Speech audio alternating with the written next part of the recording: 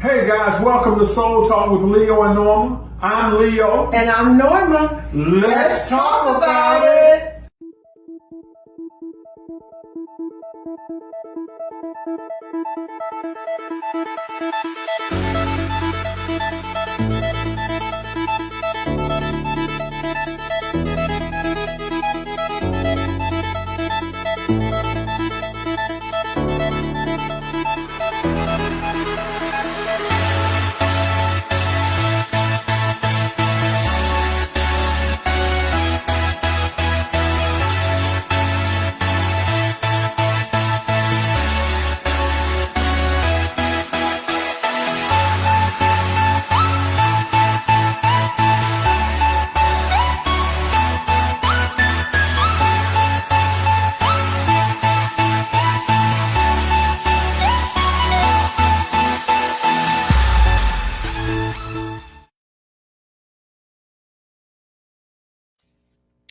Good evening, everyone. Welcome to Soul Talk with Leo and Norma. I'm Leo. And I'm Norma. Let's talk about it. Hey, guys, before we get started, we have an amazing show for you today. But before we get started, before we introduce this amazing guest, we want you to take time, hit the share button, let somebody know that Soul Talk is on. And I'm telling you, this evening is going to be worth your time. It is absolutely going to be amazing.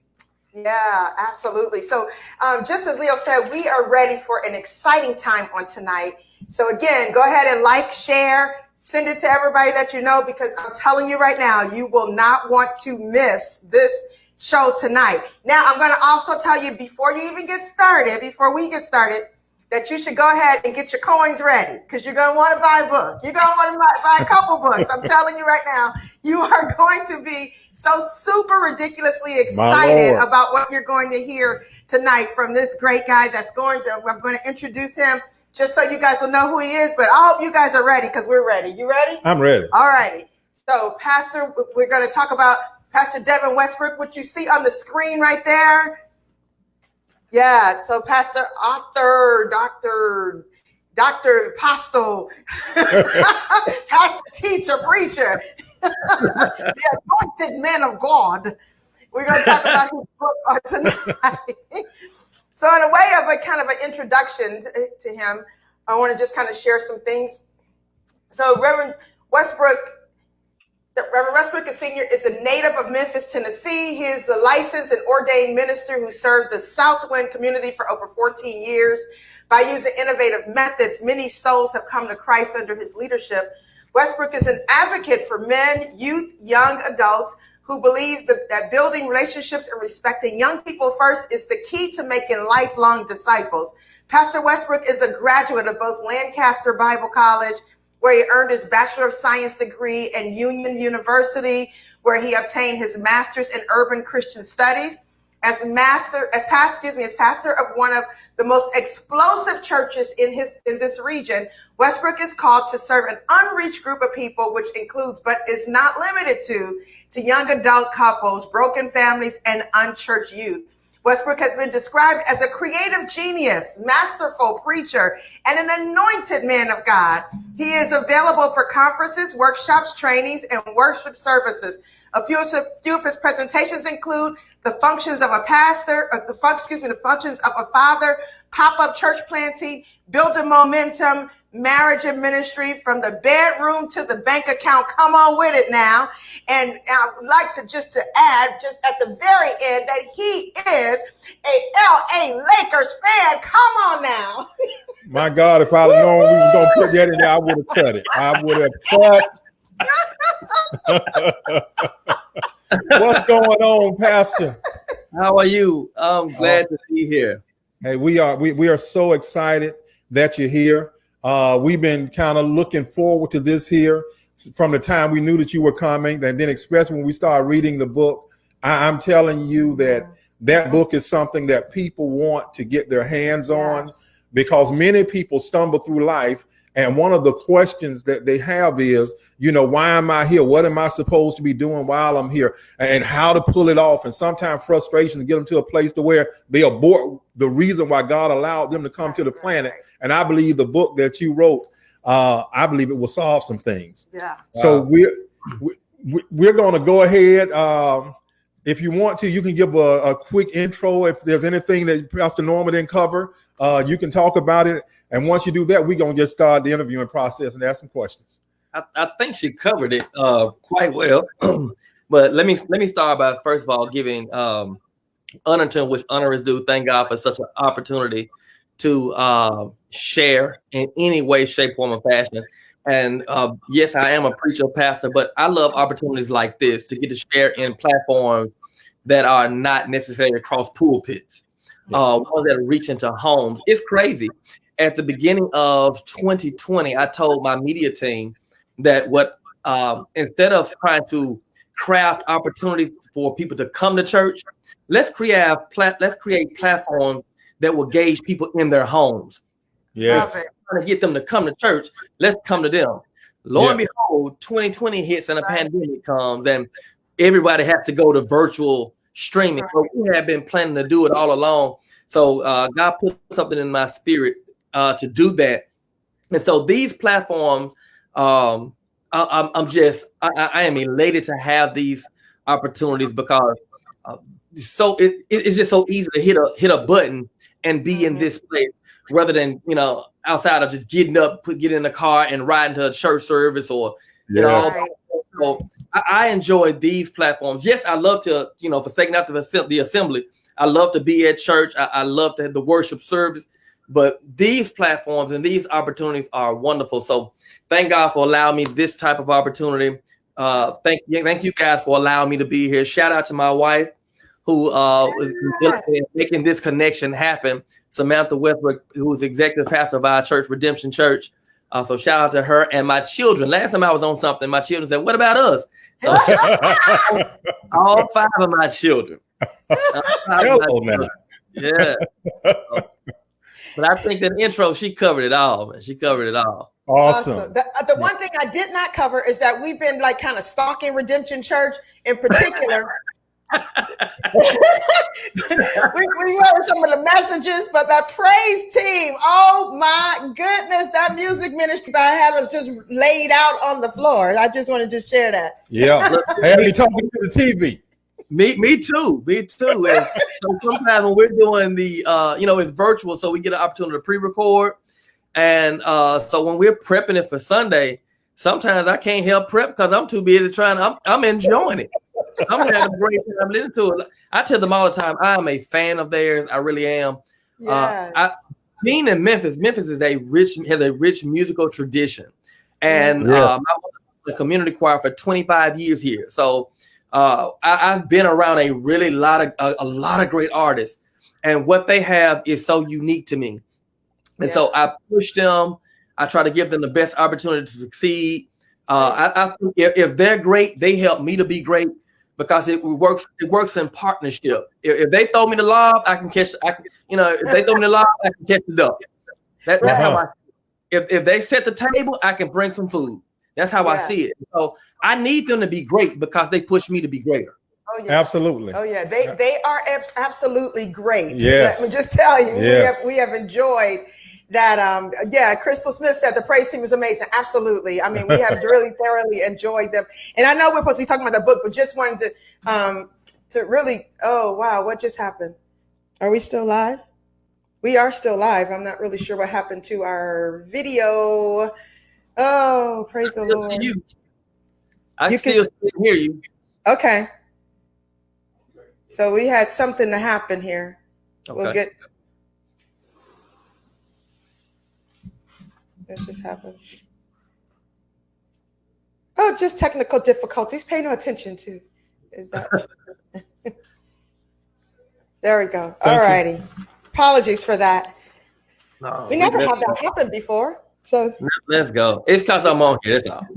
Yes. So audience, as we get ready to get started too, talking to Pastor Westbrook a little bit more, we want to ask you if you have any questions of him as we're talking, please put your questions in the comment section. We will acknowledge your comments and if you have anything you want to talk to him directly about, put those in there. Any comments, anything, any questions in particular, put them in the comments and we'll stop right then and, we'll have a question alert and let's go. Okay, I like that. Okay.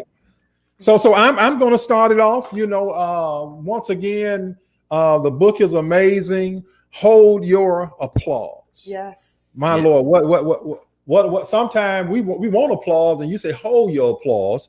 So now, before we really dive into the book, I want to know, by you being a pastor, some people may be wondering if this book is only for Christians. No, this book is not only for Christians. I think this book is for anyone who wants to get ahead of the game. Whether you're in leadership, you're aspiring to leadership, you're an entrepreneur, you want to be an entrepreneur, you're a pastor, you desire to be a pastor, you are a member, or you're not a member. This book will push anybody. It's written from a specific perspective, but this book could be a catalyst for change and a momentum builder to move for anyone. So this is not just a book that a Christian can be inspired by. This is a book that you can be inspired by, period. Love it. Love it. Totally agree based on what we saw and read. There's one part in the book that says, never allow your history to interfere with your destiny. Yes. Remember, we heard that on one of his messages too, and you said, "Let me write that down." Yeah. See. Now, I'm glad you brought that up. Now, Pastor Westbrook, I'm gonna tell you, when I write stuff down, that means that I have intentions of using it. So now, the first time I'm going to say, this awesome Pastor Westbrook, I got it from him. Now, the second time. The second time, I'm going to say somebody said. But if it rises up on me on the third time, the Lord spoke to me. So I just I used to say the same thing, man. Yeah. The first time, I'm going to give credit. So I'm going to right. The second time, I heard it said. Yes. The third time, it belongs to me. Yes. So just if you ever hear me talk about it, depending on when you hear, you might hear the fourth time. Right. So don't be saying Pastor Leo stole my stuff. No, that means I mentioned you before. I'm going to say, man, that was good. Man, that was good. So the statement, never allow your history to interfere with your destiny. Yes. Take a moment and talk about that. So let me go back to where that was even birthed for me.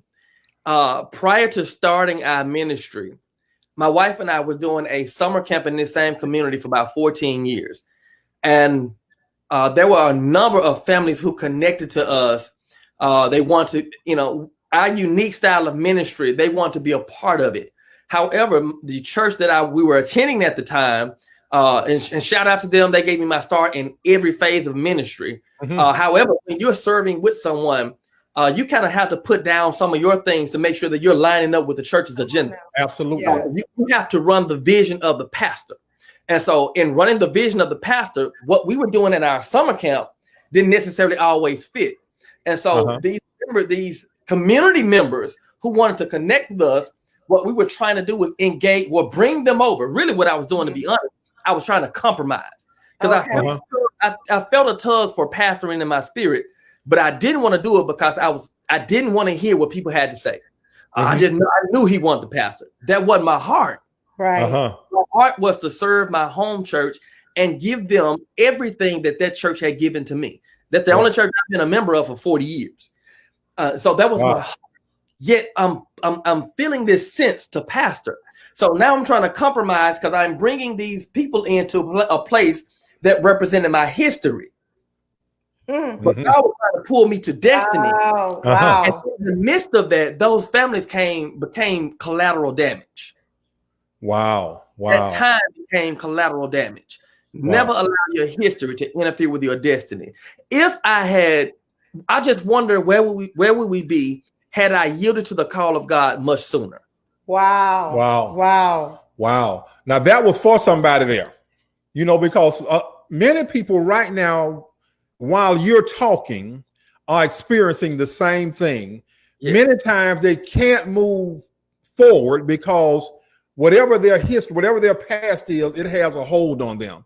So, Yes. so I hopefully they heard everything you just said, because you don't want to live life with regrets of wishing I had started doing what I was born to do sooner. Yes. Yeah. Yes. That's good. Some of us yield to the call a little later than we should. The young man we were just speaking to, who was working sound for you guys, said he was a fan of the big three, Kevin Garnett. If you would ask Kevin Garnett right now, he would tell you, I wish I would have went to Boston sooner. On to Boston sooner. Instead of the one ring, which is great, how many rings would he have gotten had he gone? Come on now.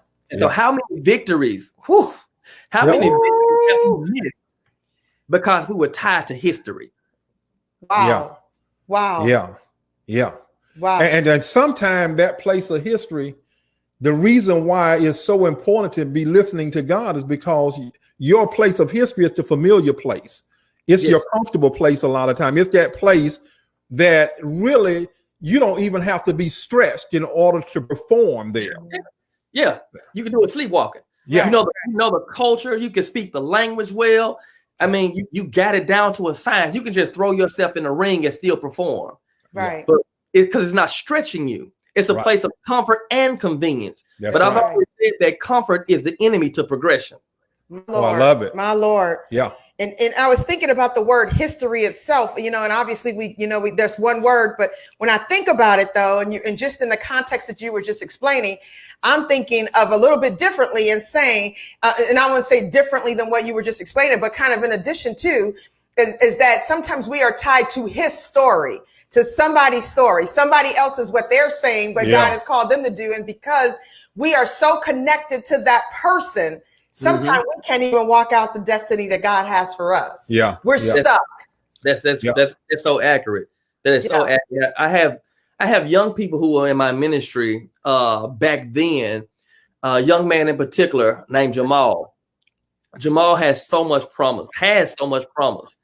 And the thing that I dealt with him the most is that yet he was trying to follow the God in me, which was pulling at him. However, he dealt with or wrestled with the loyalties of people from his past or people from those loyalties that represent where he was coming from. And I would always ask him, are you more loyal to them than they are to you? Ooh. Wow. Here's the crazy part. It's like when you're trying to move in another direction in life, we should all have people in our corner who say, no, I'm gonna go do something, but you can't come. Yeah. I transition with you, but they're so loyal to what's going on in your life that they won't let you. See, when I came up in the hood, there were some men who wouldn't let us do some of the stuff that they were doing. Right. That's right. They wouldn't let us. However, sometimes we get tangled or in these relationships with people who want to pull us back, and that we're loyal to them. So we've been, this is my ride or die. This is my A1 since day one. And so we're loyal to them, but they're pulling us back to a place that we're trying to go from. Those folks they're the ones you need to cut off. Because if they're trying to keep you where you came from, then they're not really loyal to you. You're more loyal to them. But what are you sacrificing for their loyalty? That's right. Yeah. That's right. Yeah. And that's one of the things that I think many times people don't think about. What is the relationship costing you? Ooh. What is it costing you? Is it designed to launch you into your dreams or to snatch you back into your nightmare? Yes. And I think when we take time and we really consider it and say, man, what is this thing really costing me? I believe people would make a better decision. Yeah. Yeah. We just had a young lady on the screen just now, Victoria Austin. She showed up. It's Apostle Victoria Austin. She's actually from Memphis. So you got a sister on here, for real sister. Yeah. All right, Apostle. Yeah, Apostle Victoria Austin. So, I'm so thankful for the things that you're sharing. I mean, I feel like that I should just I should sow a seed already. Because I mean, you like you dropping some serious nuggets already. We're just getting started. Come on. Listen, I receive. Right. Let God move you. Yeah, right. So don't hold back. Let him use you. No. I know you're hearing from God. That's the move of God, right?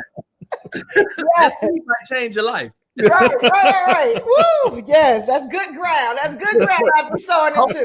Hold your applause, not your seed. Right. I love it. Now, Pastor, in the beginning of your book, this is the very first chapter.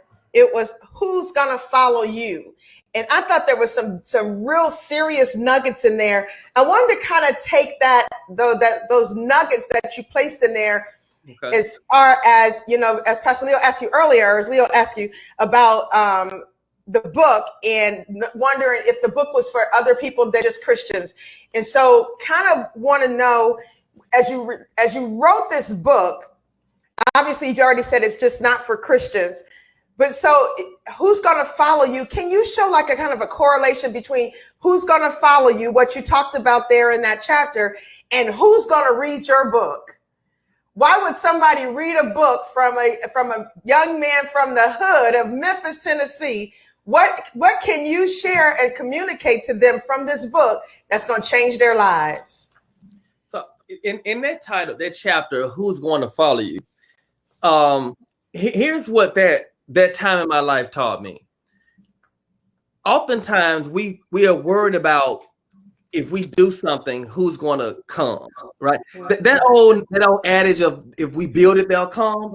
Right. I've learned that is a fallacy from the pits of hell. It's antiquated thinking. Right. And thought if we build it, they'll come. No, it has to be so much more than just building it.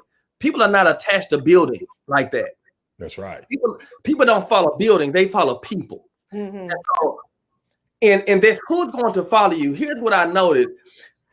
I was in the early days of starting our church. We were so concerned. I spent so much time looking at the door because all those promises from community members of 14 years that when you start the church, I'm coming. So every week I'm looking at that door, waiting for that promise to reveal itself, waiting for that person to show up at the door. And I just kept watching. And what I learned that if I'm investing all of my time in the external, then I have to build all of my. I have to spend my time effectively on building the internal. Because somebody asked me that actually prior to, like, well, they didn't ask me that. There was a negative knock. Who's gonna follow you? And so that seed was, who's gonna, like, if you really do that, who's gonna follow you? You cool to you killing it with you, but what grown up, what grown man, what grown woman gonna follow you? And so that seed was planted. And so while I'm trying to unpack that seed and make that seed out to be alive, I was fighting the wrong fight. Instead of dealing with who's going to follow me, I had to ask myself, are you ready to be followed? Right. Yeah. Right. Is your ministry ready for the crowd?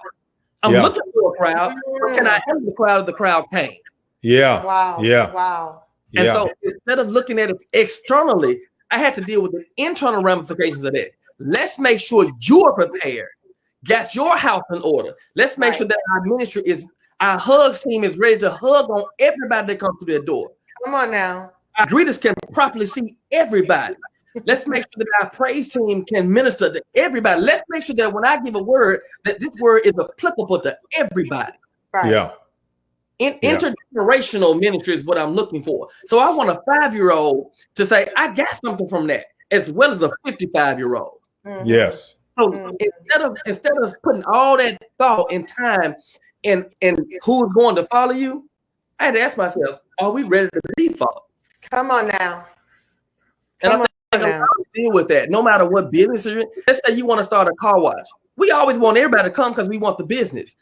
But especially when we talk about being Black-owned, I'm all for supporting Black-owned. But can I charge the Black-owned community and entrepreneurs to have some quality stuff? Wow. Don't just expect you to come and get your stuff because it's Black-owned. Have some quality stuff. Yeah. So they're talking about, and shout out to Master P and somebody else who just bought Reebok. That's great. But let's put out a product that's good, not just because it's Black-owned. Right. Yeah. Right. Yeah. Yeah. Yeah. And see, that's That's a statement there that a lot of people aren't mature enough to handle. Mm-hmm. See, it's bigger than me supporting you just because. Yeah. Can you give me something of quality that will Yes. change my life or sustain my life? Yes. Then you can get my money. Yes. But it's wasteful if I give you what God has given me and I know that I'm sowing it in bad ground. Right, exactly. You know, we have a saying around here that anytime a good seed meet good ground, it always produces an amazing harvest. Yes. So when I'm making a business transaction, I'm also looking at the ground because I'm about to sow a seed. Right. And if it does not yield what I need for it to yield, then I need to hold on to my seed and find me some new ground. Exactly. Now, there was another statement. We want to make sure that we were good ground. And Yes. so that's more of an internal thing than it is external. So I can't look at who's going to follow. I gotta make sure that I have something that's good enough for people to want to follow. Yeah, absolutely. Right. Absolutely. Right. We have to make sure that we are who we are, because here's what happened.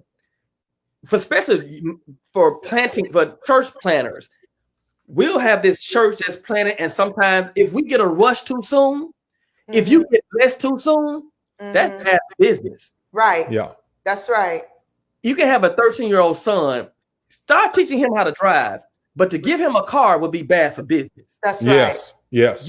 We can't always handle the crowd, because sometimes the crowd will come in and change our culture. And That's right.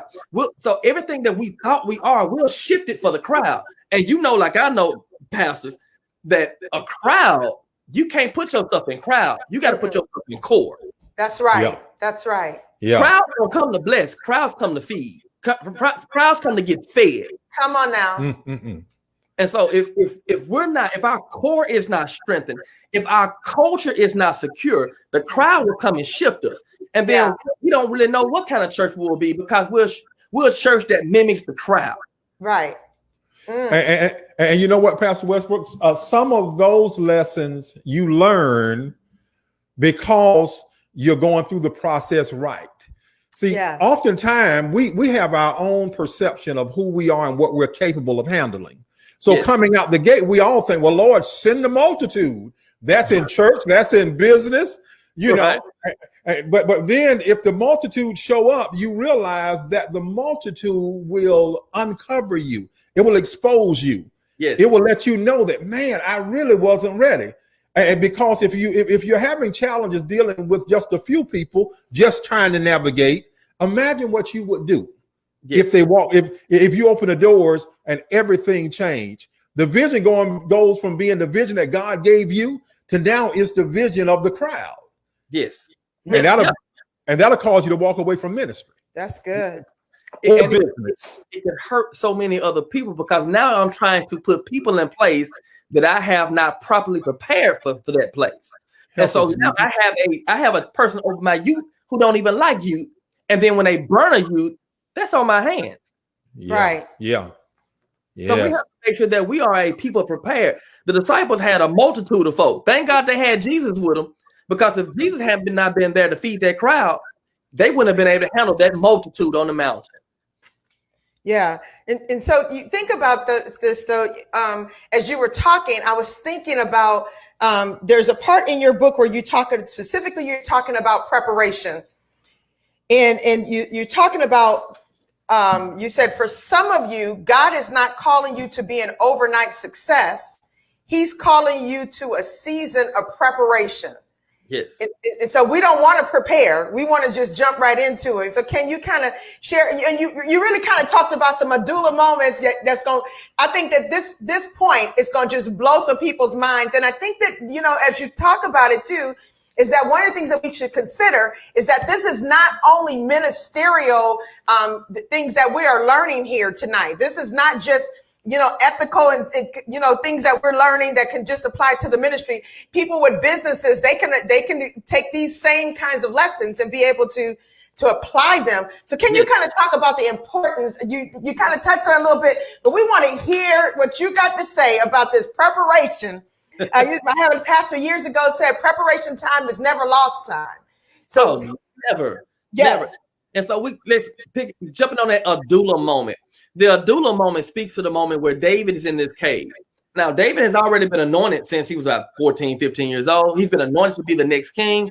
And so oftentimes we think that after he's anointed, that he should go right into royalty. No, that's not the case. David goes through seasons of preparation. And so here he is now in this moment at this cave called Adullam. And he's there. And while he's there, he gets this group of people who come to sit with him. Those in debt, those depressed, those who are discouraged, they come to stay with him. And it's something that's happening in that cave that when they come out, the text never tells us what's happening in that cave, but the text does let us know that when they come out, these same men who were broken come out to become these mighty men of valor. That's right. They become David's core that sustains his sovereign reign as ruler and helps get him prepared for kingdom business. The Adullam moment is a season of preparation. A lot of us want overnight success. Come on now. Yeah. Success too soon is a punishment. Yes. Success too soon is a punishment. Because sometimes we're not ready for. If I gave you a car right now, it looks like success. If you couldn't get in that car and drive down the street, but you're not properly prepared to drive or handle the streets or handle the highway, it's very soon you're gonna find yourself in an accident. That's right. Yeah. Sometimes we want the limelight or the stage so fast that you haven't learned how to handle attention. Wow. You haven't learned how to handle being in charge. You haven't learned how to handle sometimes when the lights, when something happens in the background, you got to make a quick adjustment. It's the cave that teaches you how to handle these things. Yeah. It's the piece of preparation that teach you how to handle when the musician don't show up in time. Woo! Yeah. It's the preparation that teaches you how to handle when you can't meet budget and how do you still make it even though you don't meet budget. Right. Yeah. Yes. When you done hired a family member that you got to fire. It's the cave that teaches you this stuff. Yeah. It's not the limelight and the stage. See, if you learn this stuff in the limelight and the stage, it's gonna cost you too much. Yes. You gotta pay the price in the cave. Yes. That gets you prepared. And when you can handle those things in the cave, when God can trust you in the minor moments of life, then he can elevate you in the major moments of life. Well, you know what? Also, Pastor Westbrook, one of the things I think that one of the challenges that people have is that the cave is a representation of a place where you are alone. Many people do what they do to be seen. So when they have those moments that require them to go into the cave, it's complicated because they can't value it because they're waiting to be affirmed by other people. Right. Not understanding that the cave is the place where I get sanctioned. I go into this place here and I hear what my assignment is, and there are no distractions there to try to out-talk God based on what assignment he's given me. Wow.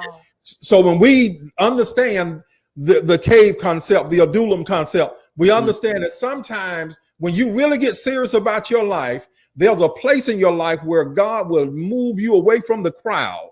Yes. He's moving you away from the crowd to give you instructions on what your next assignment is. And if you deal with it right, guess what happens? You come out like David and his crew. You come out ready for the battle, and there's nothing the devil can throw at you that can cause you not to win. And you will never look back because you handled the cave perfectly. That's right. Yes. That's right. David never had to look back again. That's right. Never had to look. Yeah, he has another moments, some more challenging moments in his life, but he was always prepared for them because he knew how to consult God. He knew how to deal with isolation. He knew how to find God in a quiet place.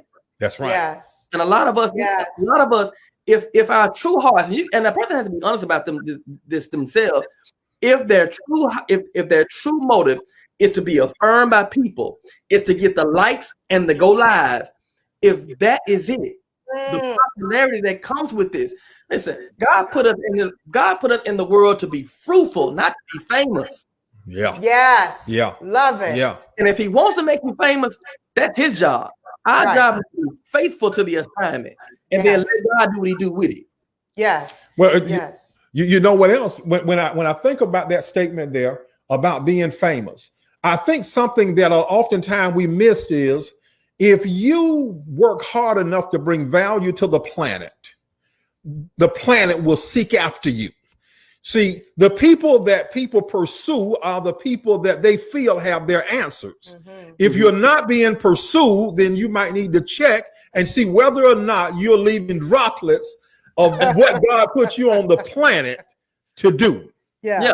And it just might not be your season. That's right. Yeah. It just may not be your season. That's right. Right. You know, right. I always talk about these overnight successes. So I'm a lover of music, and not just gospel. I'm a lover of music, and I remember when Anthony Hamilton came out, and now everybody was crazy about Anthony Hamilton when he first came out, and he had some really good music. But as a lover of music, and I love D'Angelo, I used to see Anthony Hamilton as a backup singer for D'Angelo. So I saw years before the world knew his name. And so when you look at him and say his album dropped overnight and became big overnight. No, that cat been grinding in the dark. You just didn't see him. Yeah. Come on now. Yeah. And so some of us have to get back to grinding in the dark. Some of us have to get back to the moments of preparation. I'm telling you, you don't want the overnight success. Overnight success, if you're not prepared for it, it'll be more of a punishment. If you are not ready for the assignment that's on your life, it's going to be harder to maintain that than if you've done the work prior to. Absolutely. Yeah. Absolutely. But you know, one, if you talk to most successful people that just seem like they just pop up. There was a singer, I think it was, that said that they said it was overnight. Well, they said that was the longest night that I've ever experienced. Yeah. Saying you just because you just met me or you just been exposed to my gift, you don't understand how hard I worked when nobody was there. Yes. You know, it's like an athlete. You know, well, we see them when they make it on the big stage. Well, you didn't see them when they were out in the park or in the showing up in the gym in raggedy shoes and nobody there to watch. It was their love and their passion that caused them to put in the work in order to make it to the big level. Right. We don't celebrate training camp. That's right. We don't celebrate training camp. We only celebrate the championships. Yes. You can't get to the championship without training camp. Say that one more time. Say that one more time. We celebrate championship, but the championship does not happen without training camp. And you cannot get to the championship without the training camp. That's right. That's right. Okay, so our audience, there's some people that they're excited about the book already. We haven't even gotten through, and they're ready to buy. So just for those of you who may just be joining us or coming on, I just want to kind of share with you really quickly. We're talking to Pastor Devin Westbrook. Amazing. I'm talking about the book is off the chain already, but now this conversation is just like, woo! I already sent my Cash App. I may send some more later, but I already sent mine. Let's God for you, woman of God. Yeah, but his book is Hold the Applause, is what we're talking. Hold Your Applause, excuse me. This is his second book. And so you don't want to miss this. I'm telling you right now. I think you can go to devinwestbrook.org. Is that what it is? That is correct. Okay, there you go. So make sure you go there, grab one of those books. We're going to keep talking to Pastor Westbrook, though, as we go through, and you can just grab your book. I told y'all to get your coins ready because you're going to need this book. Told you in the beginning. Hey, guys, those of you that are watching, a little side note, make this a year where you invest into yourself. That's right. See, anytime you take and you can get information that someone else has paid the price and put it in something as a book, then really they took the work out of it for you. All you need to do is get it and make a deposit into yourself and allow it to change your life. That's it. That's it.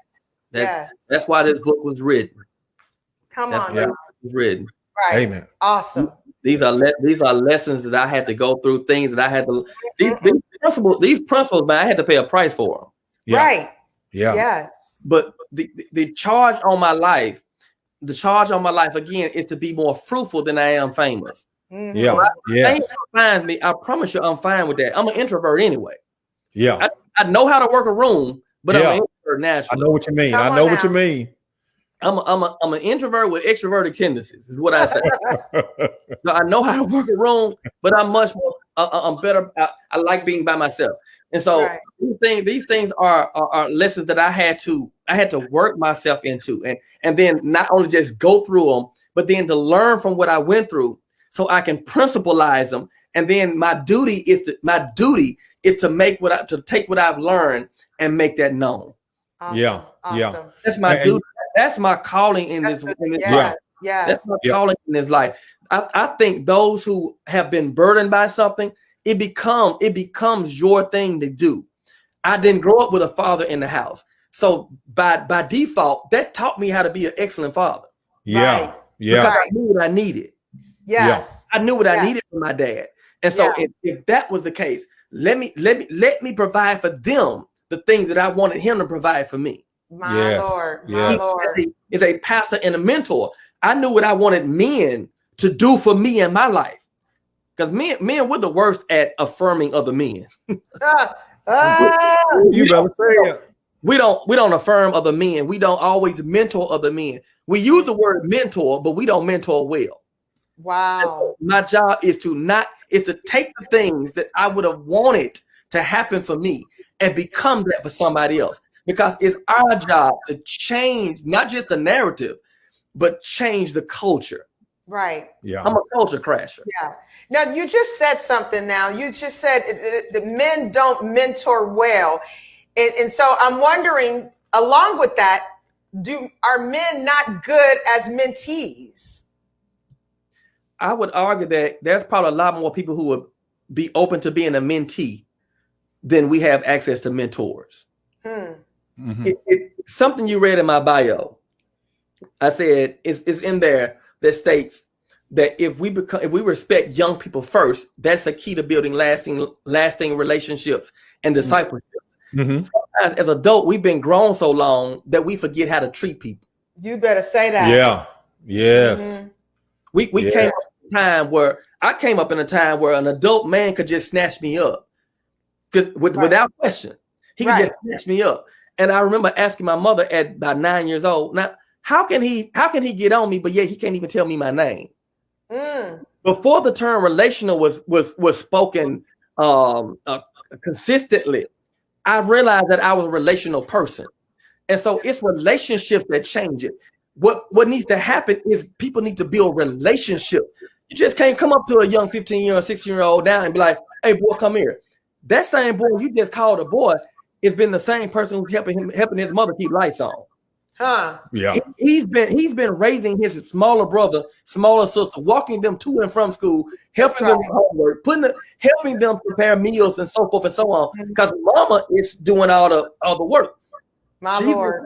Doing not a 9 to 5, but a 9 to 12. Right. And so sometimes we got teenage boys who are raising the household and having to do things that mature older men should be doing. So you can't call this boy a boy because his life don't look nothing like one. Yeah. Yeah. So you have to build a relationship. How? By demonstrating a level of respect for him that you want him to have for you. Yes. Mm-hmm. Yes. I think we're trying to have these. We want to mentor people without relationships.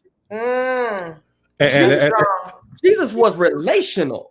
That's right. That's right. Religious folk that he had an issue with, he was relational. That's good. Yeah. That's good. Yeah. That's and good. you know, and what you said is so true, because a lot of time, one of the things that causes us not to be as impactful in the lives of young people is we want to do them like we were done. So you could have very easily thought the way that you communicate and you get young people to do what you want them to do is to walk up to them and grab them by their collar and bully them. Yeah. Well, you can bully only so long. Eventually, I'm going to reach the age and the size, and I'm going to dare you to jack me up like you did. Yeah. So oppression breeds a revolution. Yes, revolution doesn't happen. It's because it's been oppressed. Yeah. And that's essentially what we do. We don't call it that because it doesn't sound that dynamic or that deep. But that's essentially what we're doing. We bully and oppress that generation, and then we only want them to conform to our ways, and then they're going to get to a point where they're going to rise up. And how do they rise up? By not coming to your church. Wow. Yeah. Wow. Yeah. Yes. Yeah. Come on. Well, because instead of pastoring people, you're just the manager of a hospice house. My Lord. Oh, that's good. My Lord. That's good. Somebody type that in the comments. We're managers of a hospice house. Type it in the comments and make sure I get it. Now, there was a question alert earlier. Let's see that question. There's a question for you. Yes. Some people said they already bought the book. Before we can get started, finish. There's a question alert. Question is is that the question? Mm-hmm. Is some oil on that statement? Success too soon can be punishment. This is Pastor Westbrook's beautiful wife, Dr. Samantha Westbrook. You see how I'm giving y'all some stuff here. Speaking prophetically, take it. Westbrook talk about the notion of swelling versus growing. Oh, that's good. Yeah, I'm interested in this. Oh, I'm sorry. I missed that. Talk about the notion of swelling instead of growing. Yes. Yeah, So I remember my middle son, we was over at my brother-in-law's house, and we heard a bump. He comes downstairs after trying to hide, excuse me, with this knot on his head. Excuse me. He comes downstairs with his knot on his head.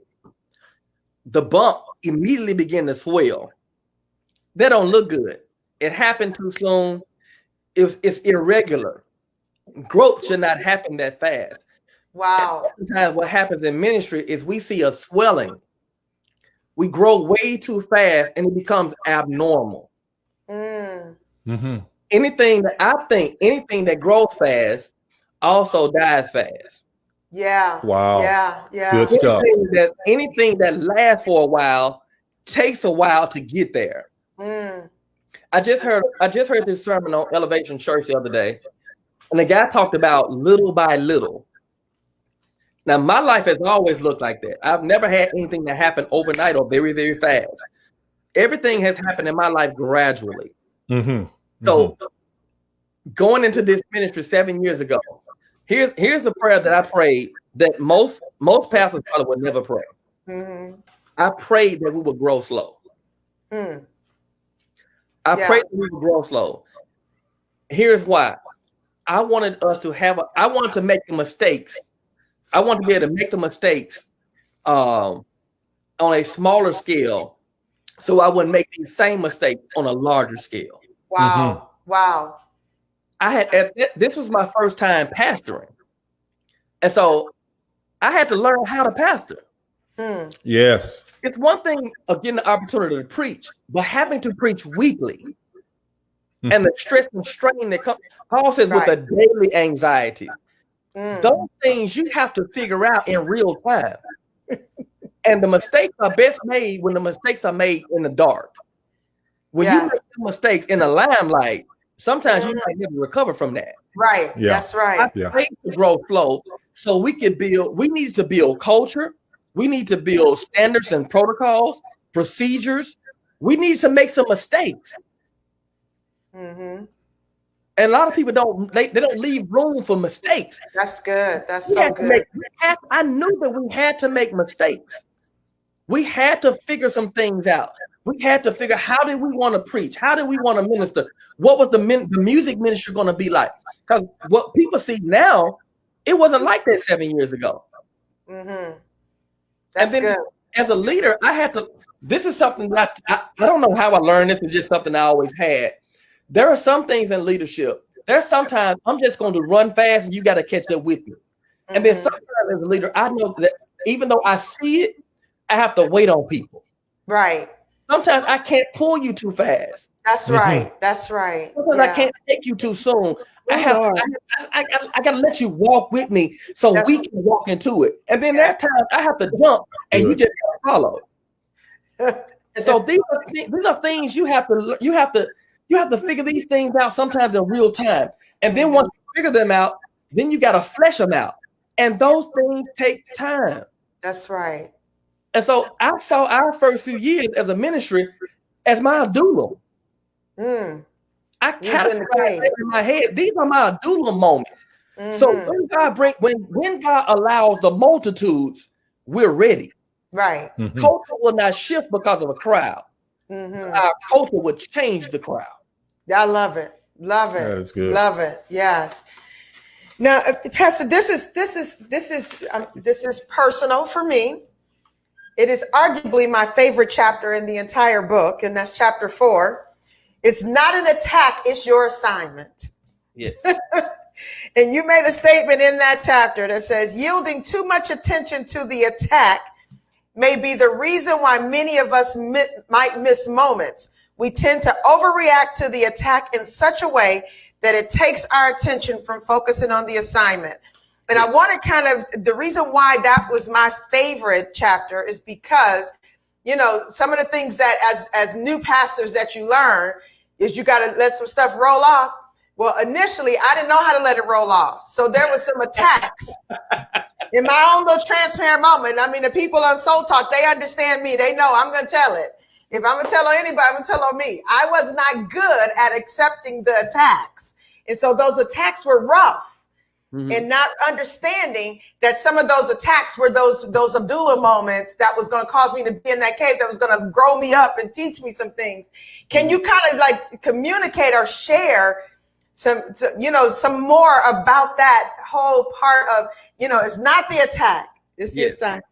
I had a friend of mine, I never forget, I was in the 11th grade high school, and we were sitting in study hall, and somebody made the comment, hey, I want to call her name out, or my wife be mad, but there was a young lady who's a friend of ours, my sister's friend.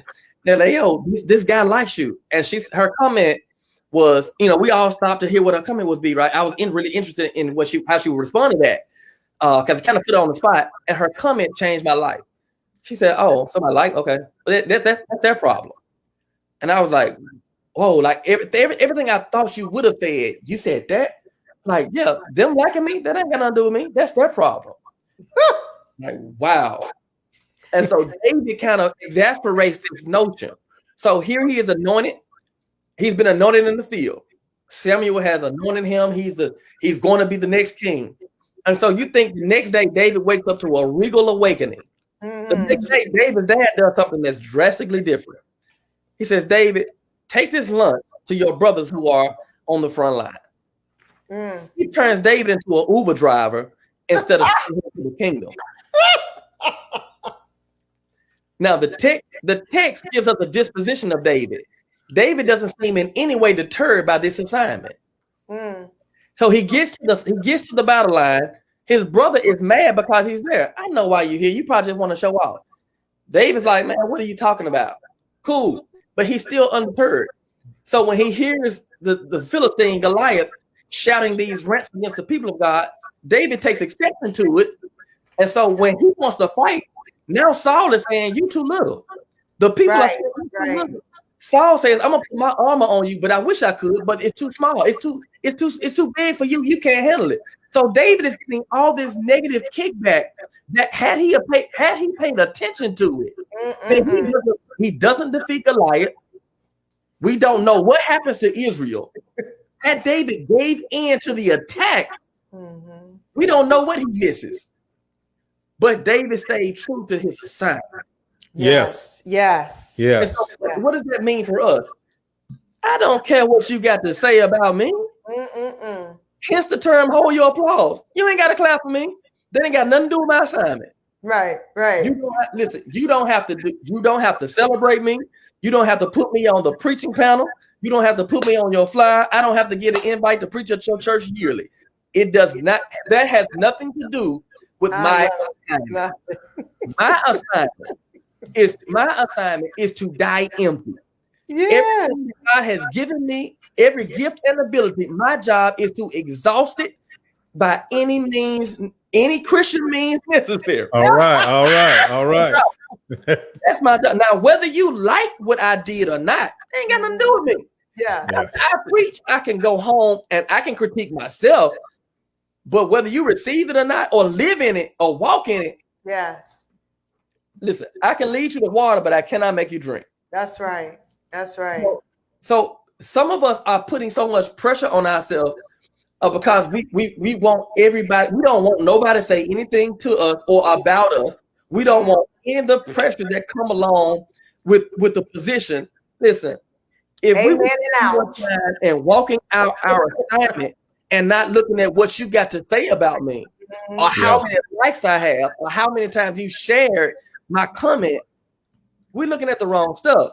My Lord. If David had paid attention to his brother and talked back, maybe he misses the moment. Wow. If David had said, "Oh, okay, Saul, since you think I'm too little for this fight," and go home, he missed the moment. Yeah. Yeah. If David would have got mad at his daddy, hold up, I'm anointed. You must be jealous. If David takes issue with his assignment, then he misses the moment. Yeah. Yeah. And because he does not miss the moment, look how many people he frees because he kills Goliath. Wow. Yeah. So for us, if we miss the moment, how many lives have we affected? That's right. Wow. Wow. Good stuff. What move of God did not happen because you rather argue with a member or a non-member over doing what you're supposed to be doing? I'm about ready to throw this. I'm gonna get this sermon. I'm gonna pastor the best way I know how.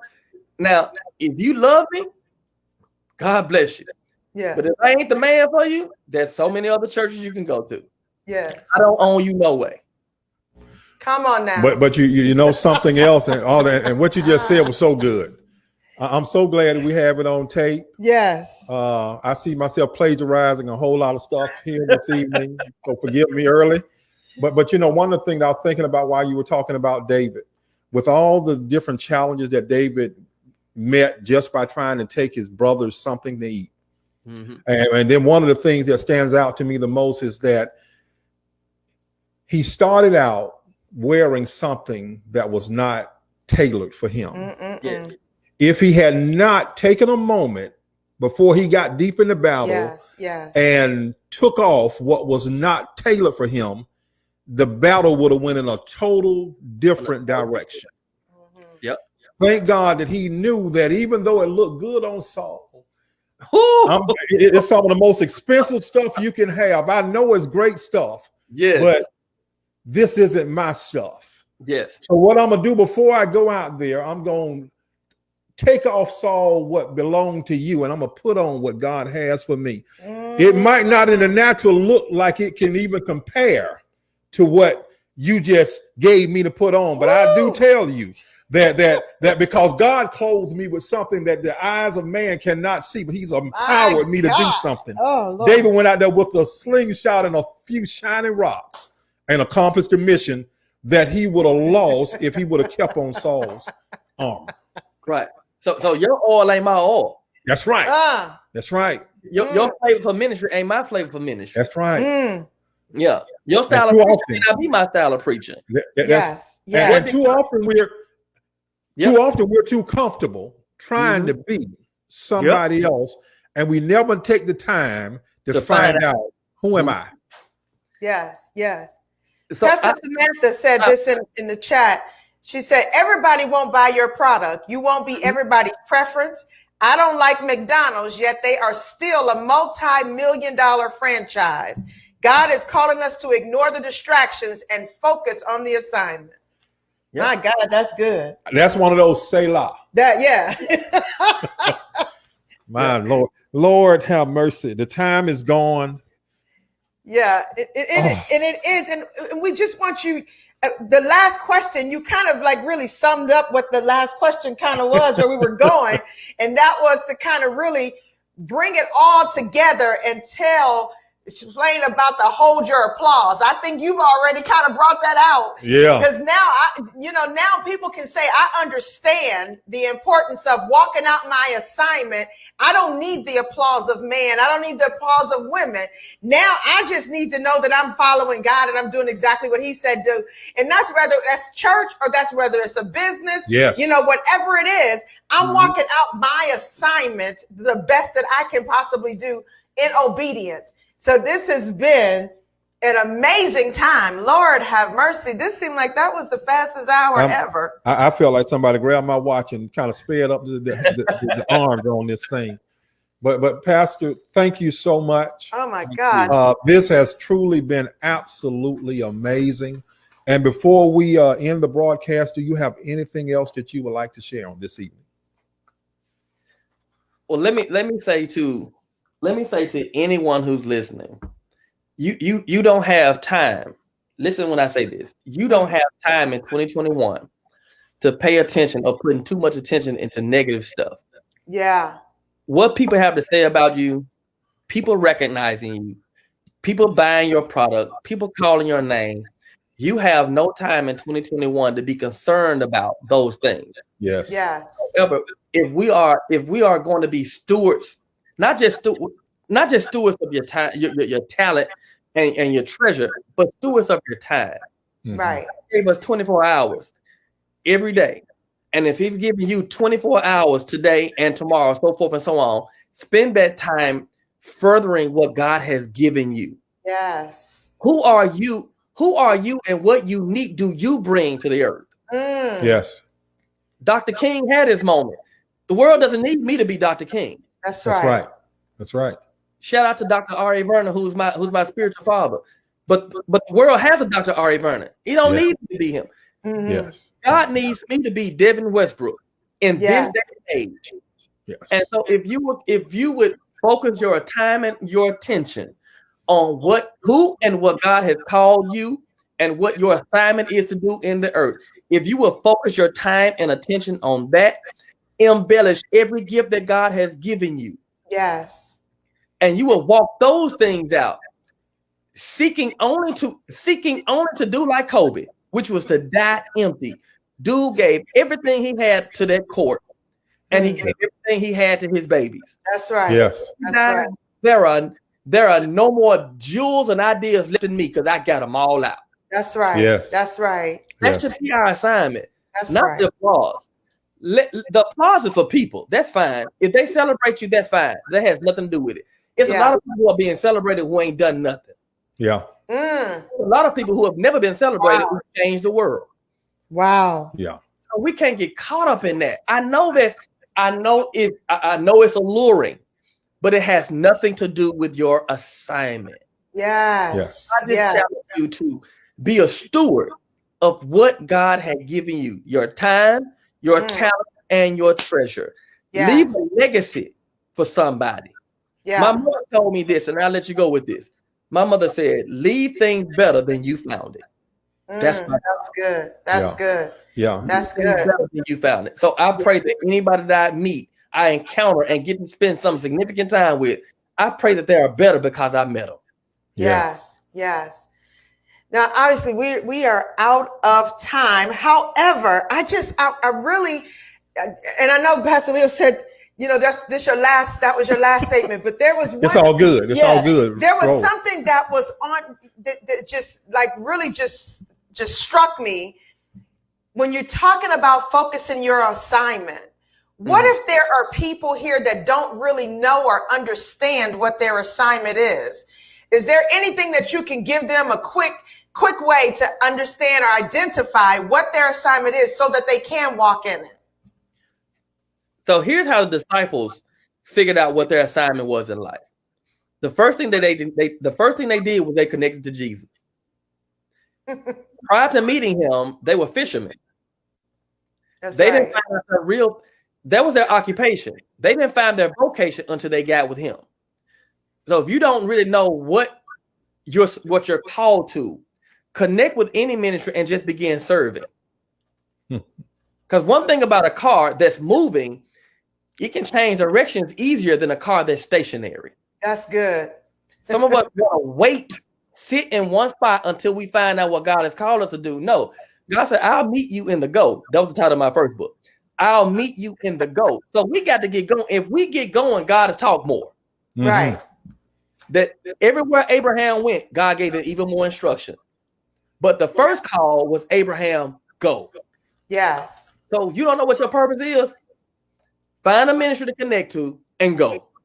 Yes. Yeah. Ask that pastor, how can you help him walk out his vision? Yes, that's good. And in doing that, you'll walk yourself right into your purpose. Yeah. But you will not find it from your seat. Awesome. You will not find it from a place of comfort, nor a place of convenience. You will find it in your go. In your go. Now, as we get ready to go, We have, just want to remind you guys how you can grab Pastor Westbrook's book, Hold Your Applause. Go to order your book at devinwestbrook.org. And if Pastor Westbrook has been an amazing guest for you tonight and has sparked some things on the inside of you, do as I've already done. And that is to drop a little something like a Holy Ghost handshake in its Cash App. $ Pastor Devin. Come on now, y'all know how to do this. So you can get a book and you can sow into the man of God, because there's some things you're gonna get. You're gonna be investing in yourself, and you're gonna be invested in the seed that is in his life. And as Pastor Leo's already said, when a good seed meets good ground, it always produces a harvest. So we believe that he is good ground. So when we sow into that good ground, the harvest comes up. And we will not consume the seed, but we will rejoice in the harvest. Yeah, that's good. So, guys, thank you so much for tuning in this evening to Soul Talk with Leo and Norma. This has been an amazing evening. Lord, one of the things that I would encourage you to do is, hopefully you took notes. Hopefully you will sit down or go back and watch this here, because it will be on our Facebook page, Soul Talk Facebook page. But understand that some of you, this is your first time hearing some of the information that was covered this evening. Many of you have walked around and you were so busy being cheerleaders to where you didn't think that God created you to be a superstar. Wow. Well, God has given each one of us something to give to the planet. Now, our challenge to you is to go on a treasure hunt and find what God has buried on the inside of you that was given to you to change somebody else's life. Yeah. I'm telling you, you have something. If you would nurture it, if you would grow it up, if you would water it and provide sunshine on it, I'm telling you, the world is waiting on you to come forth. There's something that you have. Yes. So I think this has been amazing. Yeah. Thank you so much, Pastor Westbrook. Thank you. This is our first time meeting and feel like we're family. Yeah. Hey, this has been great. Yeah. Thank you so much. And thank you for what you're doing in the kingdom of God. Absolutely. And in Memphis, Tennessee. My family is from Memphis. Thank you. God. Yes, yeah. Thank you. Yeah. So I knew we connected. It wasn't like a thing, it's a lineage. Absolutely. Now we're gonna get him on board. We tried. We about to hit the disconnect button right now. I felt it in my shanda. We'll take it later. Better late than never, Reverend. That's right. Well, good night, Soul Talk. We love you guys. Have an amazing week. We will see you next week. Let's talk about it. Love you guys.